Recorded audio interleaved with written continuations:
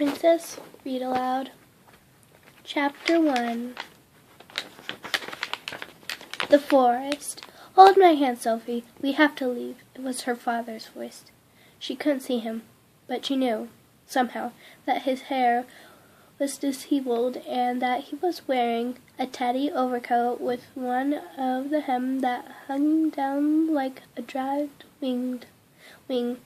He slipped his hand into hers, clasping it tight, and together they ran through the frozen silver forest. She knew where they were going, always the same place, a place conjured from his stories, dreams, and memories. At the edge of the trees, they stopped. Their breath scrolled out before them, and the snow fell like a heavy lace curtain, flakes as large as mouths fluttering in front of her eyes. "Wait, Sophie," he said. "What's coming? Can you see her?" And his words called up a young woman in a long cloak, her face hidden beneath a hood. Sophie glimpsed a tendril of dark blonde hair. It was covered with snowflakes that changed to diamonds as she watched. "Who is she?" She couldn't hear her father's answer, but she gripped her hand a little tighter, and he sang to her that lovely song whose words she had forgotten. Sophie wanted to ask her father about the woman, but now the song had become a story. He won't stop telling her the story. It was winter. It was snowing. There was a girl lost in the woods, and Sophie felt her chest tighten with fear. "A wolf?" She felt her father's hand slip out first. "Don't leave me!" But he was no longer there, and the sadness of the fear got mixed up with the snowflakes and covered everything. "Sophie!" No, the voice was from another place. She didn't want to answer. She pressed her face into the pillow, trying to climb back into the forest, to hold herself in the strange dream time where she could taste the cold, clear air like a mixture of peppermints and diamonds, feel the forest around her, hear the snow creak beneath her feet.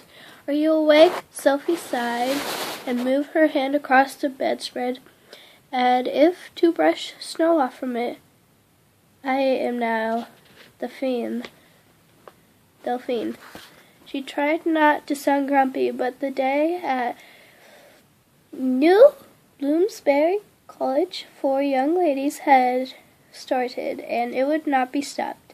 It was too late for dreams. She turned onto her back and stared at the ceiling. Why did real life have to be so dull? Why did boring school have to be so beige? She looked around at the 3 narrow wardrobes, 3 flimsy bedside cabinets, and 3 scratched desks and chairs, and wished for something else. Something beautiful, however small. Enormous branches of a cherry blossom in an agate urn, panels of lace at the windows, candlelit. In this cramped, shady London room, there would never be any beautiful or exciting environment. No secret notes or applause, no adventures, just school. Delphine sat up in the bed and stretched, yellow hair flowing around her face and shoulders. She looked like a marble princess on a church tomb who had just woken up after 1,000 years of restless sleep. What's the weather doing? Weather only mattered to Delphine, of course, so she could decide what to do with her hair. And Sophie's bed was next to the window. Delphine asked the same question every morning. Sophie sat up. For a moment she gazed at the photograph of her father on the windowsill. The picture had caught a dreamy, quizzical expression. She had thought she remembered as if she had just seen or heard of something that interested him.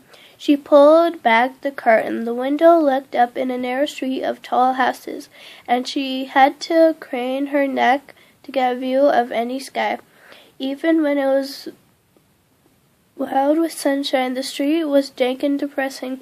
Today, beads of rain drizzled down the dirty panes, so there was hardly any need to check the sky, which happened to be the normal London color, dishwater gray. It's amazing how much water there is in the sky above London. It's been like this for 4 days, Delphine replied. Do you think the rain will get over? Do you think the rain ever gets bored? Do you think it ever wants to do something else with itself other than fall on drab old London? It rains in Paris, doesn't it? Sophie said. Of course, but even rain in Paris is beautiful.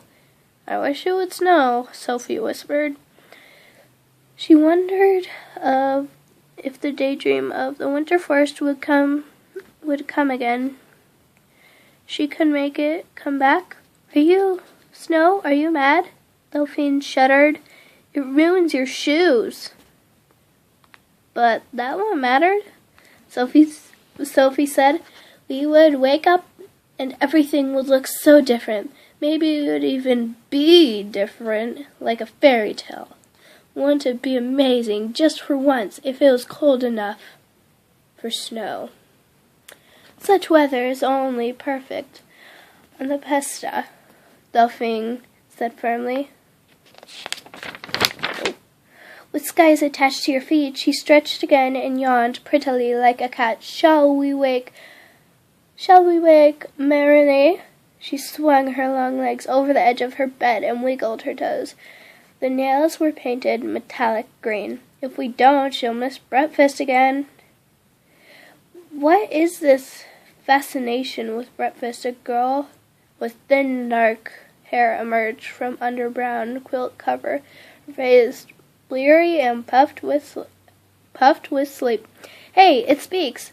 The girl blinked like a mole and felt around on her bedside cabinet for a pair of slightly bent wire glasses. Then she put them on her face. Why are you walking around on tiptoe, Delphine? She said. To improve circulation, Delphine responded, then stopped and threw her head between her knees to brush her hair. And this is to prevent wrinkles. That's ridiculous, sniffed Marinette. There's absolutely no scientific evidence for that. And you haven't gotten any wrinkles, Sophie pointed. You're much too young. Oh. It is the French way, Delphine shrugged, as if they were answer enough. She flicked her head up and then twisted her hair into a bun on the side of her head. French was a lot of time. Oh, but there is something to wake up for today. Mary kicked back her quilt with an unexpected burst of energy. It's Thursday. We got the results of our geography test. Sophie groaned. It was always such an effort not to feel squashed between Marinette's high academic standards and Delphine's equal high grooming standards. Mostly, Delphine couldn't be bothered to resist the pressure. She got used to the feeling of being squashed by now. Anyway, she checked her watch. We better get dressed. Give me 20 minutes, Delphine said, pulling on a pale silk robe and heading for the bathroom. 20 minutes? Marinette made a face. It couldn't take that long even if I did everything twice, Sophie said. But is this why you look at me and you look like? But whatever Sophie looked like, Delphine couldn't find the word for it. She stopped suddenly and stared. It occurred. What? Sophie said. You're actually quite pretty, Delphine said. Good eyebrows, perfect skin. But no one notices because you always forget to brush your hair and you don't even get me started on school sweater you wear. It's full of holes. Well, it's the only thing I've got, and stop staring at me like that. Delphine shrugged. You should think about those things. But why? Sophie said. No one ever takes any notice of me. There's no point of saying anything to her, Delphine, Marinette said, pulling on her robe. She's happy the way she is. Delphine wagged her finger. Trust me, one day you want to make a good impression. Well, I'm never going to meet anybody important, Sophie said. So it won't make any difference. If I have holes in my sweater or not. You wait, Delphine said. Something important could turn up today. That's about as likely as snowflakes in summer, Sophie laughed.